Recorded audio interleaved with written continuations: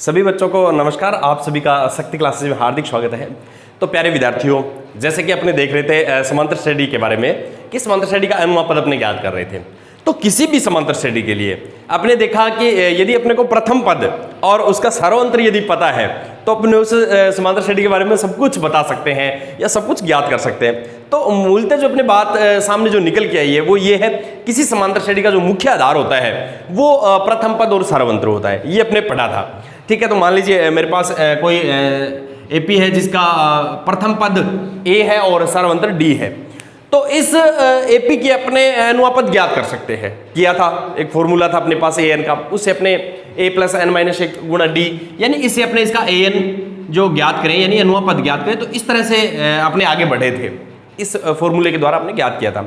तो आज अपने इसी एपी के अंदर एक ऐसी कला सीखने वाले हैं कि जैसे अब तक तो अपने अनुपात ज्ञात कर रहे थे, जैसे तीसरा पद, चौथा पद, पांचवा पद।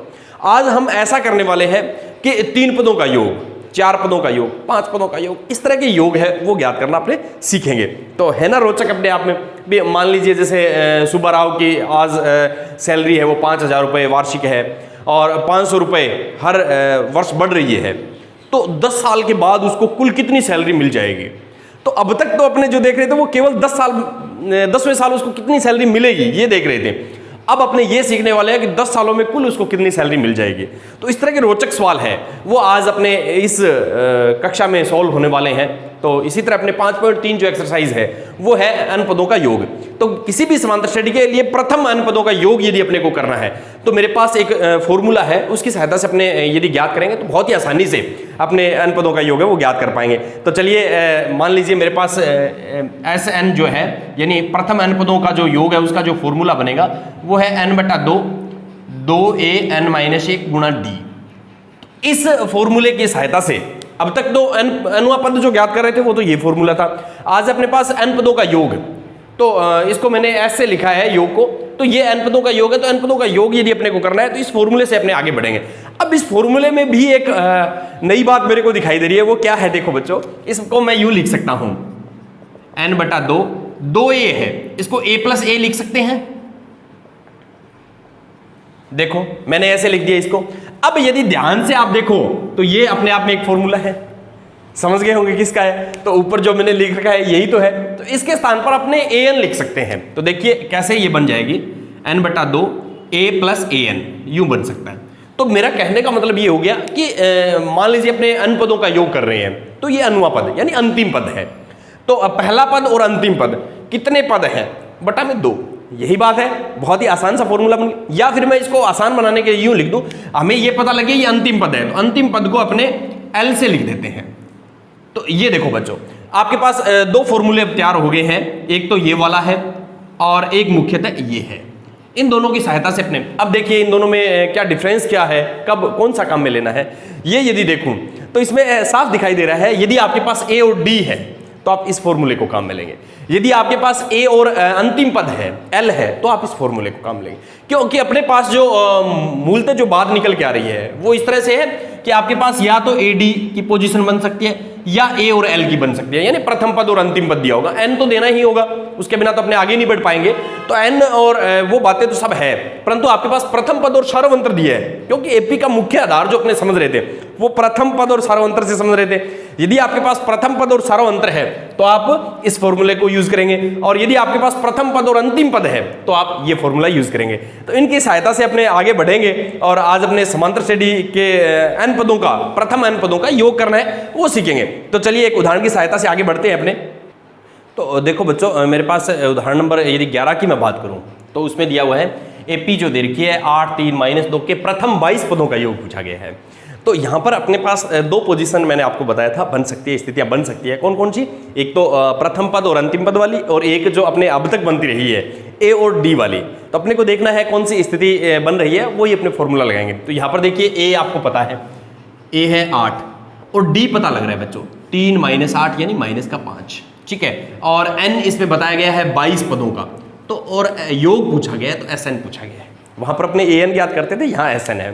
तो SN का फॉर्मूला अपने पास साधारण सा फॉर्मूला है, उसको अपने अप्लाई करेंगे इस पे और बहुत ही आसानी से सवाल है वो हल हो जाएगा। तो देखिए कैसे इस सवाल को अपने हल करेंगे आज। n/2 2an-1 गुणा डी। तो देखो बच्चों, ये अपने को करना है 22 पदों का योग, तो S22 यानी प्रथम 22 पदों का योग है वो इस फॉर्मूले से अपने ज्ञात कर सकते हैं। ठीक है, तो ये देखो बच्चों 22/2, 2 गुणा में 8, ये करना है अपने को 22 पदों का योग और d का मान है बच्चों -5। यदि इसको सॉल्व करूं तो ये तो 11 आ गया अपने पास, ये हो गया 16, ये हो गया 21 गुणा में -5। इस तरह से ये पोजीशन बन गई है। ठीक है, अब देखो बच्चों इसको यदि सॉल्व करेंगे तो अपने पास पहले गुणा है तो इसको हल कीजिएगा आप। ठीक है, तो यदि मैं गुणा को हल करूंगा तो मेरे पास इस तरह से ये हल हो जाएगा। 21×5 105 माइनस के आ जाएंगे। ठीक है, अब देखो 105 तो है माइनस के, प्लस क्या है 16। तो यदि पूर्णांकों का घटाव आप बहुत अच्छी तरह से समझते हैं तो माइनस के ज़्यादा है तो माइनस के बचेंगे, कितने ज़्यादा है ये देखना है। तो देखो बच्चों माइनस के हैं तो अपने घटा के देख लेंगे, ये आ गया 9 और 9 में से 8 9 आ गया। ठीक है, तो अब 8 9 का गुणा यदि 11 से अपने करेंगे तो ये हो गया, देखिए बहुत ही साधारण सा गुणा है, इस तरह से इसको लिख सकते हैं अपने 9 और 8 17, तो ये हो गया 979। ये अपने पास इसका जो हल है वो आ गया है। कहने का मतलब ये जो श्रेणी दी गई है इसके यदि प्रथम 22 पदों का आप योग करेंगे तो आपके पास 979 आएगा माइनस में। तो है ना रोचक बात है। तो इस तरह से किसी भी समांतर श्रेणी के प्रथम n पदों का योग ज्ञात करना है। तो अब तक तो जो अपने सीख रहे थे वो केवल nवां पद ज्ञात करना सीख रहे थे, अब अपने n पदों का योग ज्ञात करना और बिल्कुल सेकंडों में हल कर सकते हैं। कैसे? इस फॉर्मूले के द्वारा। तो आपके पास 2 फॉर्मूले हैं, उसमें से आपको चयन करना होता है और अपने सवाल है वो बहुत ही आसानी से हल हो जाता है। चलिए बढ़ते हैं अगले सवाल की ओर। तो अगला उदाहरण यदि मैं देखूं तो उदाहरण नंबर 12, यदि किसी एपी के प्रथम 14 पदों का योग दे रखा है 1050 है और प्रथम पद भी दे रखा है 10 है, तो 20वां पद ज्ञात कीजिए। बच्चों यहां पर आप थोड़ा ध्यान दीजिए, 20वां पद ज्ञात कीजिए, इसका मतलब एपी पूछी गई है आपसे। 20वां पद पूछे चाहे 10वां पूछे चाहे उस एपी के प्रथम 3 पद पूछे, कहने का मतलब वो एपी पूछी गई है, समांतर श्रेणी आपसे पूछी गई है। तो अब अपने को पता होना चाहिए समांतर श्रेणी यदि अपने से पूछी गई है तो समांतर श्रेणी के लिए आवश्यक है कि आपके पास प्रथम पद और सर्वंत्र होना चाहिए, ए और डी होना चाहिए। तो यहां पर देखो ए भी है आपके पास, तो ये इसका जो तरीका है n पदों का जो योग देने का तरीका है वो d के लिए है। आपको इसमें से d निकलेगी, सर्वअंतर है वो ज्ञात करना है। यदि प्रथम पद आपके पास है, सर्वअंतर आपने ज्ञात कर लिया तो सवाल है वो बहुत ही आसान बन जाएगा। फिर तो उस एपी के बारे में कुछ भी अपने ज्ञात करने, चाहे उसके पदों का योग करना है, चाहे 20वां पद ज्ञात करना है, कैसे भी अपने बढ़े तो बहुत आसानी से उसको हल कर सकते हैं। तो चलिए इस सवाल को कैसे अपने देखेंगे। तो सबसे पहले देखिए इसमें दिया हुआ है, इसका गणितीय रूप यदि मैं लिखूं तो 14 पदों का योग है वो 1050 है। ठीक है, 14 पदों का योग है, इसका मतलब है कि S14 का मान है। यदि 14वां पद होता तो A14 होता। ठीक है, ये बात बिल्कुल साधारण सी बात। और एक इसमें दिया गया है बच्चों A, प्रथम पद 10 है, ये दिया गया। तो अपने अब तक देख रहे थे और इसमें एक N भी अपने को पता है कि 14 पदों का योग है। ठीक है, तो देखो बच्चों इसमें अपने को D ज्ञात करनी है पहले, क्योंकि 4 पार्ट्स मैंने आपको बताए थे समांतर श्रेणी में। यदि nवां पद ज्ञात कर रहे हैं तो A, D, N और AN होता है। यदि आप SN पदों का योग में चले गए तो A, D, N और SN हो जाएंगे, 4 पार्ट्स है। तो देखो बच्चों SN इसमें दिया गया है, A दिया गया है, N दिया गया है, तो इसमें पूछा गया आपसे मान लीजिए D पूछा गया है बस। ये यदि आप ध्यान से इसको देखेंगे कि सवाल है वो बिल्कुल साधारण है। आपको 4 पार्ट्स हैं वो ध्यान रखने हैं। AN दिया है तो चौथा पार्ट AN होता है और SN दिया है तो चौथा पार्ट वो SN है। तो SN दे रखा है तो आपने पहले D ज्ञात करेंगे। प्रथम पद आपके पास है, उस श्रेणी के बारे में सब कुछ अपने बताने वाले हैं। तो चलिए शुरू करते हैं। तो SN का फॉर्मूला है n/2 2a n-1 गुणा d। SN का मान दे रखा है 1050, ये हो गया 14/2, 2 गुणा में 10 और ये हो गया 14 - 1 और d अपने को पता नहीं है बच्चों। ठीक है, बिल्कुल मान मैंने रख दिए इसमें। अब यदि मैं इसको देखूं तो ये हो गया 7 और ये हो गया 20 और ये हो गया 13d। इसको सॉल्व कर लिया अपने, जो गुणा अपने पास हो रहे थे वो मैंने हल कर लिए है। अब यदि मैं देखूं इसमें तो ये 7 यहाँ पर गुणा में है, दूसरी तरफ जाएगा तो भाग में हो जाएगा। तो देखो बच्चों पहले जो अपने गणनाएं करते आ रहे थे वैसी ही गणनाएं हैं, कोई ज़्यादा बदलाव नहीं है। तो ये हो गया 15 × 7 = 105, 150 आ गई। तो 20 + 13d बराबर 150। तो 13d बराबर 150 माइनस के 20, ये प्लस के 20 से दूसरी तरफ जाएंगे तो माइनस के 20 हो जाएंगे। तो ये हो गए हैं बच्चों 13d बराबर 130। तो d बराबर यदि देखूं तो 130/13 यानी 10।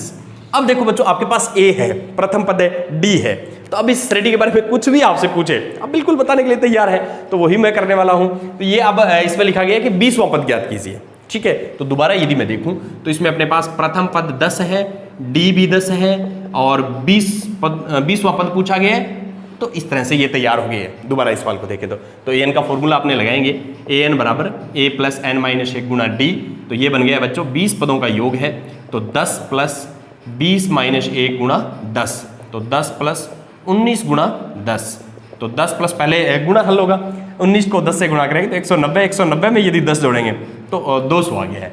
तो इस श्रेणी का जो 20वां पद है, तो अपने लिख सकते हैं इस एपी का 20वां पद 200 है। इस तरह से किसी भी एपी के बारे में ये कहने का मतलब आपको डी देने का तरीका है। यहाँ से आपको डी ज्ञात करनी है। डी ज्ञात करने के बाद ए आपके पास पहले से है, यदि ए और डी आपके पास है तो सवाल बिल्कुल आसान बन जाता है उस एपी के बारे में। चलिए बढ़ते हैं अगले सवाल की ओर। तो अगले उदाहरण की यदि बात करूं बच्चों, तो उसमें दिया गया है एक एपी दे रखी है मेरे को 24, 21, 18 के कितने पद लिए जाए। कहते हैं मतलब एन का मान कह रहा है, कितने पद लिए जाए कि उनका योग है वो 78 हो जाए। तो देख लेते हैं, अपने पास यही तो बात चली थी कि किसी समांतर श्रेणी का प्रथम पद और डी, एन और एस एन, 4 बातें होती हैं, 4 में से कोई 3 दी जाएगी, 1 पूछी जाएगी। तो यहाँ पर अपने एन पूछा गया है, एस एन दिया हुआ है, जैसे अपने पहले करते थे A D N A N, उसी तरह से अब चल रहा है बच्चों ए डी एन और एस एन, इस 4 में से कोई 3 पार्ट्स आपको दिए जाएंगे। तो देखिए बच्चों कैसे अपने इसको सॉल्व करेंगे। ए का मान है 24, डी दी गई है बच्चों 21 माइनस 24 यानी माइनस के 3, ठीक है, और एन आपसे पूछा गया है और एस एन दे रखा है बच्चों 78। ये सवाल है, तो बिल्कुल आपको समझ में आ गया होगा कैसे अपने करने वाले हैं। एस एन का फॉर्मूला लगाएंगे, साधारण सी बात है। तो चलिए बच्चों एस एन का फॉर्मूला लगा देता हूँ मैं इसमें, n/2 2a n minus 1 into D, ये लो, ठीक है। जो मान आपको ज्ञात है वो रख दीजिएगा। तो ये रख दिया मैंने 78, एन अपने को पता नहीं है, 2 गुणा में 24, एन अपने को पता नहीं है और डी है माइनस के 3, ठीक है। इस तरह से अपने इसको सॉल्व कर लेंगे। अब देखिए अंदर गुणा जो हो रहा है उसको मैं हल कर लेता हूँ। 78 n/2, ये हो गया है 48 और ये हो गया है मेरे पास माइनस के 3n और ये हो गया माइनस माइनस प्लस। देखिए यहाँ पर ये -3 का गुणा n से करेंगे -3n हो जाएगा और -1 का गुणा -3 से करेंगे तो प्लस का 3 आएगा, ठीक है। तो अब देखो बच्चों ये 2 यहाँ पर भाग में है, दूसरी तरफ जाएगा तो गुणा में हो जाएगा, ठीक है, n और ये हो गया 51 - 3n, ठीक है। यदि इसका गुणा करूँ मैं तो देखो ये हो गया 108 दूनी 16, 14 और 1 15, 156, ये हो गया 51n - 3n स्क्वायर, ये बन गया, ठीक है। अब देखो ये एक द्विघात समीकरण की तरफ अपने बढ़ रहे हैं, क्योंकि जो चर है उसकी अधिकतम घात 2 आ गई है। तो जब भी द्विघात समीकरण की बात आती है तो उसको सॉल्व करते हैं, तो उससे पहले अपने ये देखते हैं कि द्विघात समीकरण का व्यापक रूप जो है उसके बराबर में 0 होता है। तो सारे पद उठा करके एक साइड में मैं ले आता हूँ। तो देखिए बच्चों ये हो गया 3n स्क्वायर माइनस के 51n और प्लस के 156 बराबर 0। ये माइनस का था प्लस का हो गया, ये प्लस का था माइनस का हो गया और एज इट इज पड़ा है। तो देखो इस पूरी द्विघात समीकरण में 3 है वो भिन्निष्ठ आ रहा है, कॉमन आ रहा है, तो आप निकालिए। क्यों? क्योंकि सवाल आसान हो जाएगा, अपनी गणनाएं हैं वो बहुत ही शॉर्ट हो जाएगी। तो देखो बच्चों मैं इसमें से 3 कॉमन निकाल देता हूँ। तो ये हो गया n स्क्वायर 17n और इसमें हो गया 5 और 2 52, ठीक है, ये आ गया। इस तरह से अपने इसमें लिख सकते हैं। तो इस 3 को तो पीछे छोड़ देंगे, क्योंकि 3 यहाँ पर गुणा में दूसरी तरफ जाएगा तो भाग में, और 0 के कोई संख्या भाग में जाती है तो वो 0 बन जाती है। तो ये द्विघात समीकरण मेरे पास आ गई है बच्चों। इसको यदि मैं यहाँ लिखना चाहूँगा तो देखिए मेरे पास इस तरह से ये बन गई है। अब देखो द्विघात समीकरण के बारे में हमने बहुत विस्तार से पढ़ रखा है कि द्विघात समीकरण को यदि अपने गुणनखंड विधि से हल करें तो आपको ये देखना है कि AC का मान कितना है। तो देखिए इसके लिए AC का मान कितना है, तो AC है इसके लिए 52, AC का मान है 52। तो आपको ये देखना है कि इस 17 के 2 ऐसे टुकड़े करने हैं, 17 के 2 ऐसे टुकड़े करने हैं जिनका यदि जोड़ देखें तो 17 होना चाहिए, ठीक है, क्योंकि जोड़ की बात कर रहे हैं, और गुणा है वो 52 होना चाहिए। तो कहने का मतलब मेरा ये हुआ कि यदि मैं देखूं 14 तिया तो मेरे पास हो जाएगा 14 को 3 से गुणा करेंगे अपने तो 14 तिया 52, ठीक है, 14 और 3, ठीक है, 14 तिया 42, ठीक है। तो यदि मैं इसके जो टुकड़े हैं वो देखना चाहूँ तो 14 तिये तो 42 हो गए, तो मैं इसके यदि टुकड़े देखना चाहूँगा तो 13 चौके 52, ठीक है, इसको यूँ लिख दूंगा 13 और 4। अब देखो 13 और 4 का यदि जोड़ करेंगे तो 17 आएगा, जोड़ में कहा गया है, और गुणा करेंगे तो 52 आएगा। तो ये दो टुकड़े हो गए हैं अपने पास, 13n और 4n हो जाएंगे। तो देखो बच्चों इसको यूं लिख देंगे, माइनस का निशान है तो 13n और जोड़ में है 4n, और ये हो गया 52 बराबर 0। इसको मिटा देता हूँ, ठीक है। इस तरह से अपने इसको लिख सकते हैं। अब देखो बार माइनस का निशान है तो अंदर के सारे निशान है वो चेंज हो जाएंगे। तो देखो बच्चों इस तरह से आपने सीखा था, तो माइनस के 4n प्लस के 52। अब प्रथम दो पद है उनमें उभयनिष्ठ और अंतिम दो पद है उनमें से उभयनिष्ठ, तो ये हो गया n, तो n माइनस 13 और माइनस 4 n माइनस 13। पूरे में क्या उभयनिष्ठ आ रहा है, तो n माइनस 13 आ रहा है, n माइनस 4 आ रहा है, तो n माइनस 13 के बराबर 0 और n माइनस 4 बराबर 0। n का मान आ गया 13 और एक n का मान आ गया 4। अब देखिए दोनों ही मान पॉजिटिव हैं, धनात्मक है, तो कौन सा मान लेना है कौन सा छोड़ना है, ये एक बहुत ही महत्वपूर्ण प्रश्न अपने सामने खड़ा हो गया है। तो बच्चों यहाँ पर यदि मैं देखूं तो इस श्रेणी के 13 पदों का योग हो सकता है और 4 पदों का योग भी हो सकता है। वो कैसे है, दोनों ही वैलिड है, वो क्यों है? इसका मुख्य कारण ये है यहाँ पर कि ये श्रेणी है वो धीरे धीरे जो कम हो रही है। तो जैसे ही आप इसके 4 पदों का योग करेंगे तो भी 78 आ जाएगा। इसके बाद योग है वो बढ़ता रहेगा बढ़ता रहेगा बढ़ता रहेगा, पर एक ऐसी स्थिति आ जाएगी कि 0 के बाद माइनस की संख्या इसमें शुरू हो जाएगी, तो उससे वापस योग है वो घटना शुरू हो जाएगा।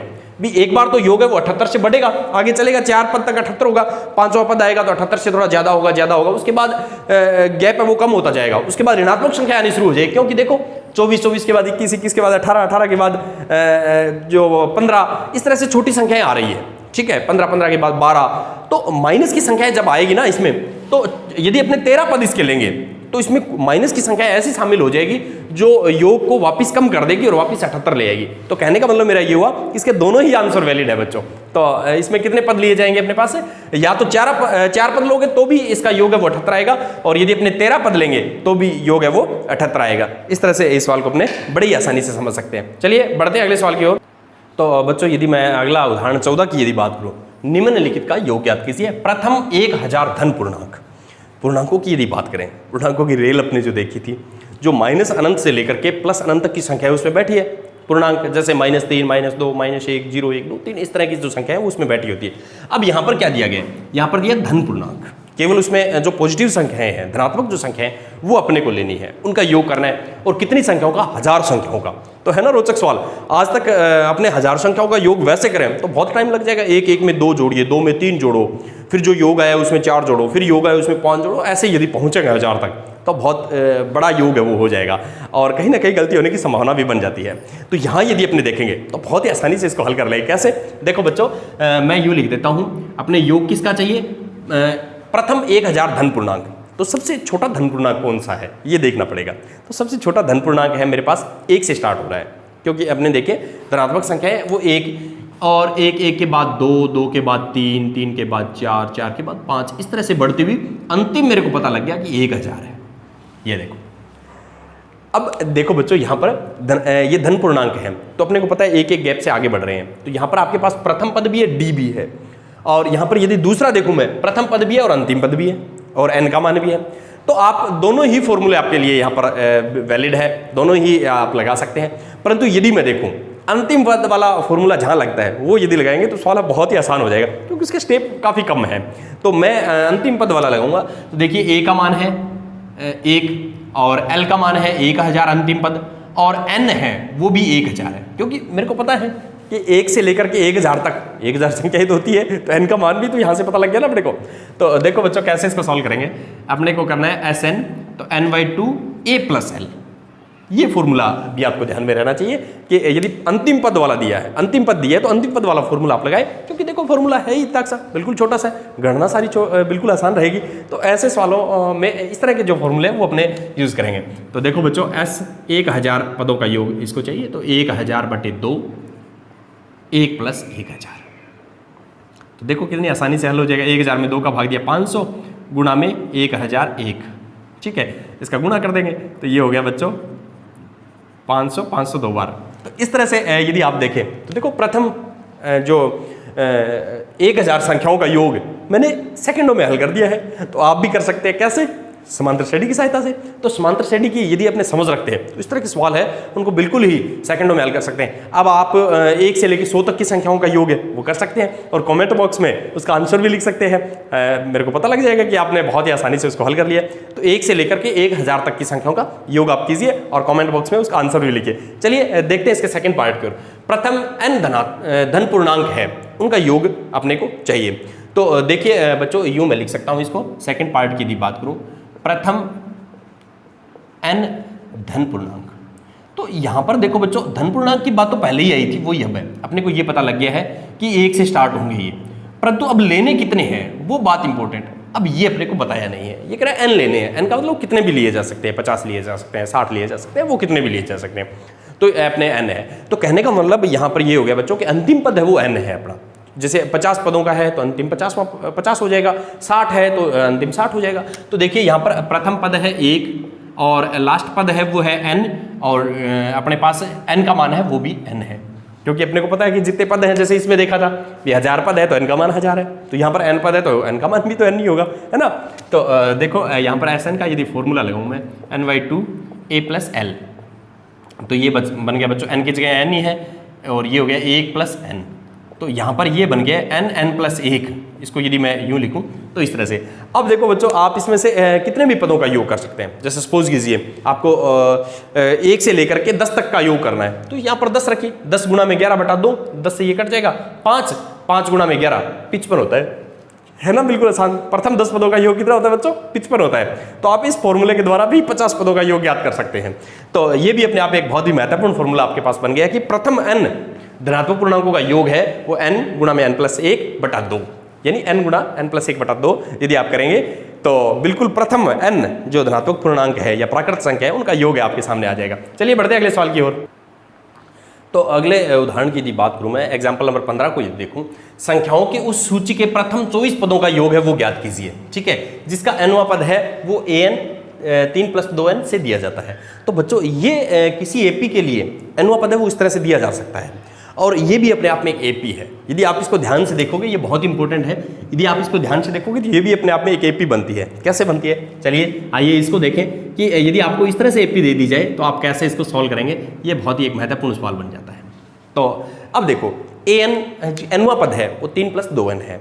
यहाँ पर यदि आप n का मान 1 रखेंगे तो प्रथम पद आएगा, 2 रखेंगे तो दूसरा पद आएगा, 3 रखेंगे तो तीसरा पद आएगा। और इस एपी के लिए यदि आपको 50वां पद चाहिए ना तो सीधा 50 रख दीजिए, कुछ भी सोल्व करने की जरूरत नहीं है, आपको 50वां पद दे देगा ये। तो है ना रोचक अपने आप पे। तो इसमें अपने भी प्रथम 3 पद ज्ञात कर लेते हैं, उससे अपने एपी के बारे में सारी समझ है वो बन जाएगी, ए आ जाएगा, डी आ जाएगा। तो चलिए मैं पहला पद ज्ञात करूँ तो n का मान 1 रखेंगे। तो देखो बच्चों 1 जैसे रखूंगा तो 3 गुणा में 1, कहने का मतलब मेरा ये हुआ कि 3 + 2 5, इसका प्रथम पद 5 है। दूसरा पद ज्ञात करना है तो आप बता सकते हैं n का मान क्या रखना होगा। तो बच्चों दूसरा पद ज्ञात करना है तो n का मान 2 रखना होगा। तो देखिए जैसे ही a2 तो 3 + 2 गुणा में 2, तो ये है 3 + 4 यानी 7 है। यदि मैं a3 की बात करूं तो 3 + 2 गुणा में 3, तो 3 + 6 9 है। तो ये जो सूची है वो एपी है वो इस तरह से बन जाएगी बच्चों, ये एपी बन चुकी है आपके पास, ठीक है। अब देखिए ये कह रहे हैं इस एपी के 24 पदों का योग, हो गया ना आसान सवाल। तो देखो सबसे पहले आपके पास a का मान 5 है, d का मान 7 - 5 2 है, n ये कह रहा है 24 और Sn पूछा गया है, ये सवाल है। बिल्कुल साधारण सा सवाल तैयार हो गया। अब देखिए Sn का फॉर्मूला मैं लगाऊं तो Sn बराबर n/2 2a n - 1 गुणा d, इसको यूँ लिख देता हूँ, ठीक है। अब देखिए बच्चों अपने को चाहिए 24 पदों का योग, तो 24/2, ठीक है, 2 गुणा में ये हो गया बच्चों प्रथम पद 5, 24 पदों का योग है तो n का मान 24 और d का मान है यहाँ पर 2।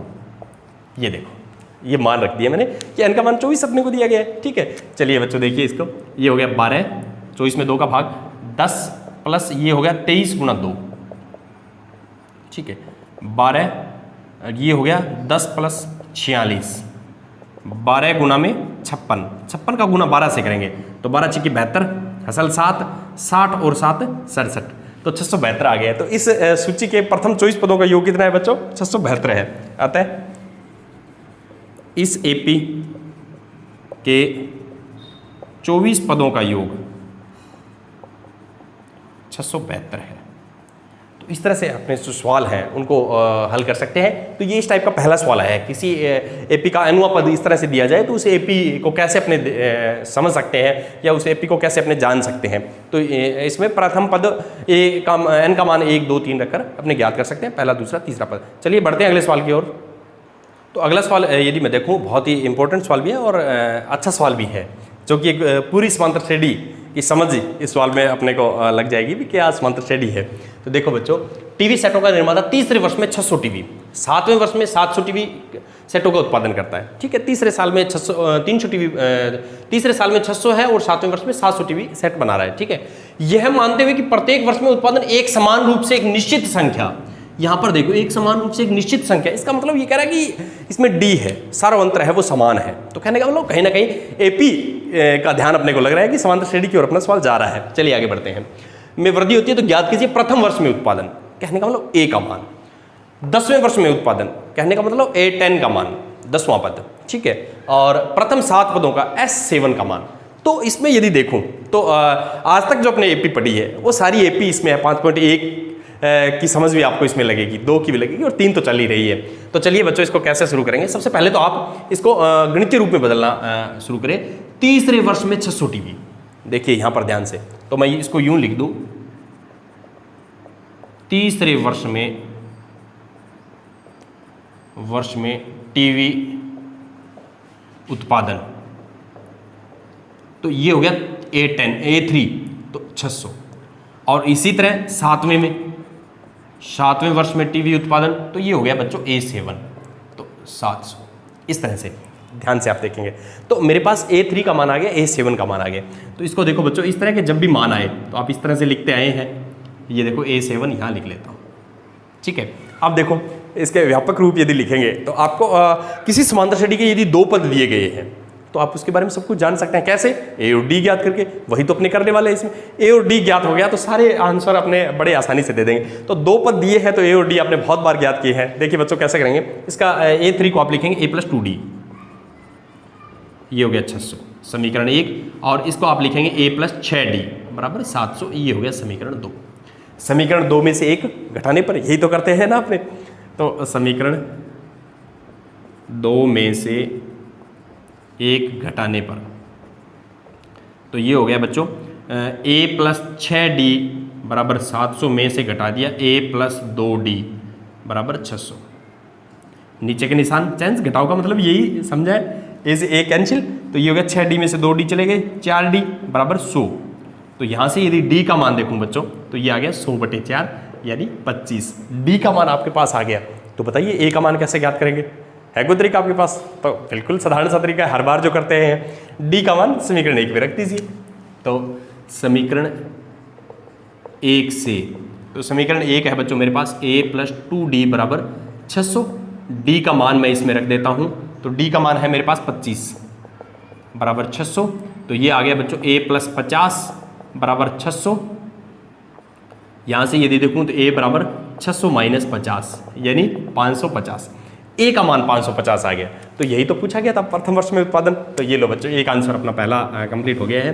प्रथम वर्ष में उत्पादन यानी A, तो ये हो गया है 550 टीवी। ठीक है, अब देखो अगला 10वें वर्ष में उत्पादन, तो A10 का मान, चलिए सेकंड्स, तो उसके लिए अपने पास A का मान तो 550 ही है, D अपने ज्ञात की थी 25 है, और N कह रहा है 10वें वर्ष में, तो AN का मान अपने को ज्ञात कर रहा है। ये सेकंड पार्ट बनता है। तो देखो बच्चों AN का फॉर्मूला मैं लगाऊंगा A+N - 1 गुणा D, तो ये हो गया A, प्रथम 10 पद है ना, तो 550 + 10 - 1 गुणा में 25, तो ये हो गया बच्चों 550 9 गुणा में 25, 25 नहीं में 225,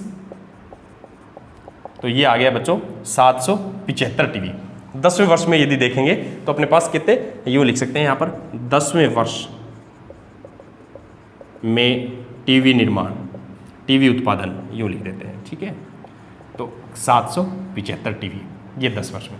अब देख लो अगला जो पार्ट दिया है वो प्रथम 7 वर्षों में कुल उत्पादन का दिया गया है। तो चलिए मैं थोड़ा बोर्ड है वो खाली कर लेता हूँ। अब यदि मैं तीसरा पार्ट्स देखूं बच्चों, तो तीसरा पार्ट्स है प्रथम 7 वर्षों का कुल उत्पादन, तो थर्ड पार्ट्स। इसमें देखो A का मान 550 है अपने पास, डी दिया गया है 25 और एन दे रखा है 7 और एस एन पूछा गया है। ठीक है, ये तीसरा पार्ट्स हो गया। अब देखो इसमें एस एन का फॉर्मूला अपने लगा देंगे, एस एन बराबर n/2 2an-1 गुणा डी। ठीक है, तो ये कह रहा है 7 वर्षों का, तो S7 हो गया। ठीक है, ये हो गया 7/2, ये हो गया 2 गुणा में 550, 7-1 डी का मान है बच्चों 25 यहाँ पर।